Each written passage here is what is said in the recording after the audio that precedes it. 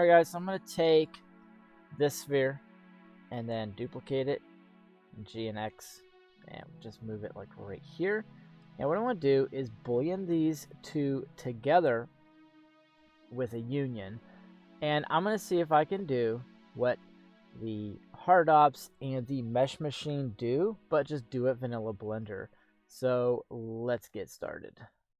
Alright, so first of all, I just got these two objects joined. It really doesn't matter where you join them. And so I'll take the two here, and I just want to add a standard boolean. Like I said, I'm just doing this 100% vanilla. And let's see, I'll select this one and then the object. Select that other sphere, looks good, go to union. And I'm going to go ahead and use the Hard Surface Toolbox and just go ahead and apply anything and everything. And it looks like there's another sphere. Let's get that out of there. Now grab this one object here. I'm going to shade it smooth. And that looks okay, but there's obviously shading errors inside of here. And I've actually got a thing I'm working on. It's a little script I'm working on called the normal store. I'm going to try to incorporate it into the Hard Surface Toolbox where it stores normals similarly and will apply them. Now, until I've got that done, we're going to do this vanilla style. So, you're going to need to go into Vertex Select and just take up the top view and see why this thing is not going right. Okay, good. So, always zoom in on it like so from the top, and then you can get that nice close-up zoom. Now I'm going to turn on face orientation to make this easier to see. And I'm going to grab this vert and I want to make sure auto slide is on. And I want to terminate any loose verts that I've got into one area or another. And something like this, because I want this to be as straight and nice as possible in order for this to work. And without deforming the mesh, I think we're doing pretty good. And so just going to do this to one side, and I'm going to mirror the rest of it with the toolet, as I'm not going to sit there and play around with that. Okay, so this one's, there we go. Now it's trying to move. And let's see if we could just straighten that out. Use the K tool and hit that up, go into edge and X dissolve that, and I think that will be good. Now let's go back. Now we've got this. These triangles are not going to work. Got to get rid of those, but I also don't want to destroy the mesh. So let's see, if I hit A to straighten that, I can left click, enter to place. That's the K tool, the knife tool, just in case you're wondering.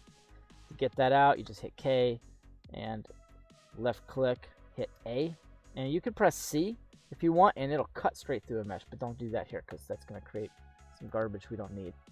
Alright, that's pretty cool. So let me go ahead and get rid of these diagonal things here in X and dissolve those edges. Now that's a little bit straighter. That looks kind of good. Let's see what's going on here.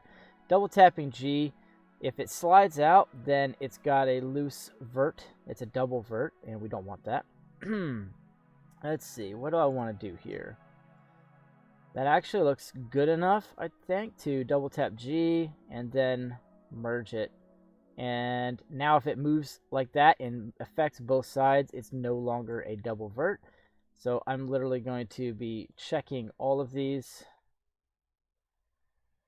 And that one's good. Say these are all good. I just fixed these, but I'm not check. Looks good.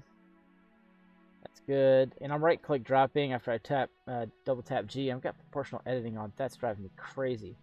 Alright, so that one looks good. A little trickier up here. I think we'll just move that one down.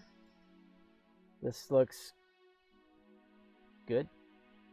And that's a double vert, so I'll left click, and as soon as I do that, it kind of straightens up for me. In other words, it connects those two verts. And that's a double vert, and left click, and now it's connected. And that's a double vert, connected, and that, oops, go back, double tap right there. And now that moves both sides of the mesh. And I don't want that screwing me up. And that looks good. And if you go on the inside, you can see it's all red. That's the opposite side of the normals. Now I want to see the bottom here real quick. That's a double vert.